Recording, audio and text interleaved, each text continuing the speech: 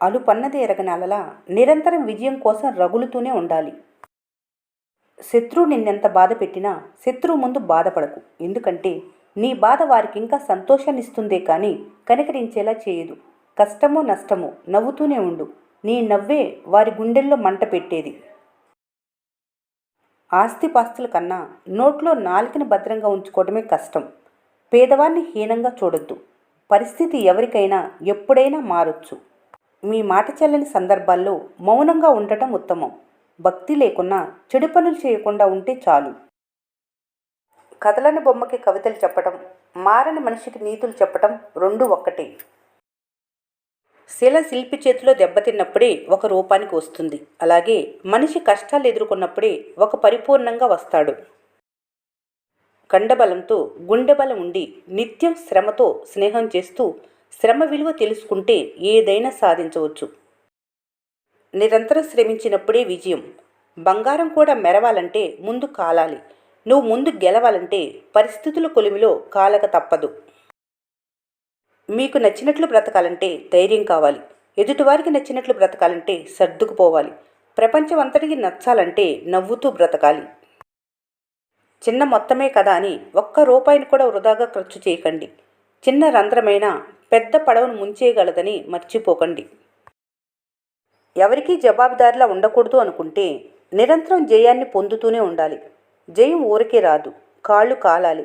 కష్టం విలువ తెలియాలి. చెమట చిందాలి. నడక విలువ అనుభవంగా మారాలి. అవమానం జరగాలి.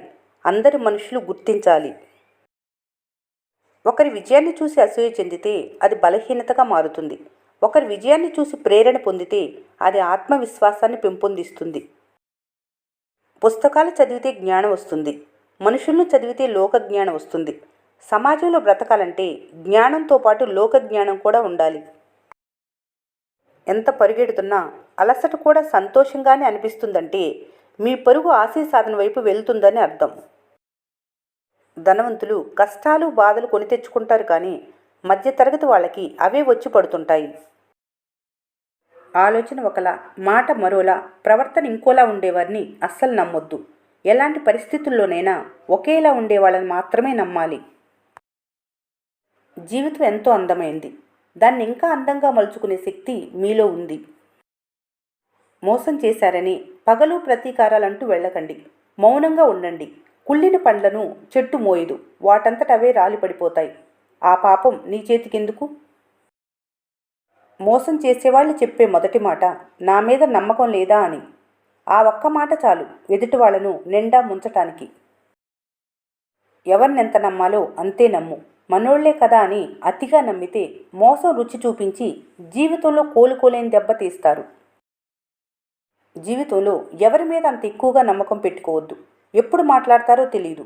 ఎప్పుడు దూరం పెడతారో తెలియదు. ఎప్పుడు వదిలేస్తారో కూడా తెలియదు. జీవితంలో ముందుకెళ్ళాలి అనుకున్నప్పుడు కాలం నిన్ను వెనక్కి లాగుతుందని భయపడకు. వెనక్కి లాగబడిన బాణమే వేగంగా ముందుకు వెళ్ళగలదు. నమ్మకాన్ని కోల్పోకు. విజయం తప్పక నీదవుతుంది. నమ్మిన వారిని మోసం చేయకు. నమ్ముకున్న వారికి ద్రోహం చేయకు. నమ్మకం అనేది ఒక సంపద. పెంచుకోవాలి కానీ తుంచుకోకూడదు. నమ్మకం మీ మీద ఉంచుకుంటే అది మీకు బలమవుతుంది. వేరొకరిపై ఉంచితే అది మీ బలహీనత అవుతుంది. ఒకరి మోసం బయటపడ్డ తర్వాత నిలదీయటానికి ప్రయత్నించకు. ఎందుకంటే వాళ్ళు చేసింది కరెక్టే అని సమర్థించుకోవటానికి, తిరిగి నీపై నిందలు వేయటానికి వెనుకాడరు. మంచితనం మంచిదే కానీ అతి మంచితనం అనార్థాలకు దారితీస్తుంది. ఆపదలో ఉన్నవారిని ఆదుకో, కానీ నీకు మించిన సహాయం నిన్నే కష్టాల పాలు చేస్తుంది. 1-2 లోపాలున్నాయని మొత్తం మానవత్వం మీదే నమ్మకాన్ని పోగొట్టుకోకు. మానవత్వం అనేది మహాసముద్రం లాంటిది. ఒడ్డున ఉండే కాసిని మురికి నీళ్లు సముద్రం మొత్తాన్ని మురికిగా మార్చలేవు. నిజాయితీ గల స్నేహాన్ని ఎప్పుడూ వదులుకోకు. ఎంత ధర పెట్టినా కొనలేవు, తిరిగి దక్కించుకోలేవు. స్వచ్ఛమైన ప్రేమని సంపాదించు. నీకంటే గొప్పవారు ఇంకెవరూ ఉండరు. లోకాన్ని అర్థం చేసుకొని ఆలోచించుకొని నడుచుకోవాలి. నీ జీవితాన్ని ఆనందమయం చేసుకోవాలి. చాణక్యుణ్ణి ఒకరు ఇలా అడిగారట, విషం అంటే ఏమిటి అని. దానికి ఆయన అందమైన సమాధానం చెప్పారు. మీ తాహతుకు మించి ఏది ఎక్కువైనా విషంతో సమానం. అది ఐశ్వర్యం, అధికారం, ఆకలి, కోరిక, సోమరితనం, ప్రేమ, ద్వేషం ఏదైనా కావచ్చు. సూర్యుడు ఒక్క పగలు మాత్రమే నీకు దారి చూపగలడు, కానీ నమ్మకం మరియు ఆత్మవిశ్వాసం మాత్రం నీ జీవన గమనమంతా వెలుగును విరజిమ్ముతూనే ఉంటాయి. సరిగ్గా ఆలోచిస్తే ఈ ప్రపంచంలో అసలు సాధ్యం కాని విషయం అంటూ ఏదీ లేదు. అయితే మీకు కావాల్సిందల్లా పాజిటివ్గా ఆలోచించి ముందడుగు వేయటమే. జీవితం అంటే అనిపించింది చేయటం కాదు, అనుకున్నది చేయటం. అనిపించింది చేస్తే సంపాదించేందుకు బ్రతుకుతున్నట్లు, అనుకున్నది చేస్తే సాధించేందుకు బ్రతుకుతున్నట్లు. సుఖాన్నిచ్చినప్పుడు అనుభవించి దుఃఖాన్నిస్తే మాత్రం దేవుడు లేడంటారు. జీవితం ఒక ప్రయాణం. ఎదురయ్యే సమస్యలను, సవాళ్లను పరిష్కరించుకుంటూ వాటిని పాఠాలుగా నేర్చుకుంటూ ముందుకు సాగిపోవటమే జీవితం. బ్రతకటం తెలిసిన వారు అడవిలో ఉన్నా హ్యాపీగా సెట్ అవుతారు. బ్రతకటం తెలియని వారు అమెరికాలో ఉన్నా సెట్ కాలేరు. ఒకరు ఉన్నంత స్థానంలో ఉన్నా తప్పులు వెతుకుతారు, ఒకరు అట్టడుగు స్థానంలో ఉన్నా నిందలు వేస్తారు. ఎలా ఉన్నా తప్పే, ఎలా ఉన్నా ముప్పే. నేటి సమాజంలో చివరికి గెలిచేది నీలోని మంచితనమే. నీ వెంట వచ్చేది నువ్వు చేసుకున్న పుణ్యం మాత్రమే. మీరెవరికైనా 100 సార్లు మంచి చేసి ఒక్క చెడు మాట అంటే చేసిన 100 పోతాయి. మీరెవరికి నచ్చట్లేదంటే దాని అర్థం మీరు నటించట్లేదని అర్థం. మితిమీరిన ఖర్చు పేదరికం పాలు చేస్తుంది. మితిమీరిన పొదుపు కష్టాల పాలు చేస్తుంది. మితిమీరిన సంపాదన మనశ్శాంతి లేకుండా చేస్తుంది. మితిమీరిన క్రమశిక్షణ రక్త సంబంధికులను దూరం చేస్తుంది. మితిమీరిన హాస్యం నవ్వుల పాలు చేస్తుంది.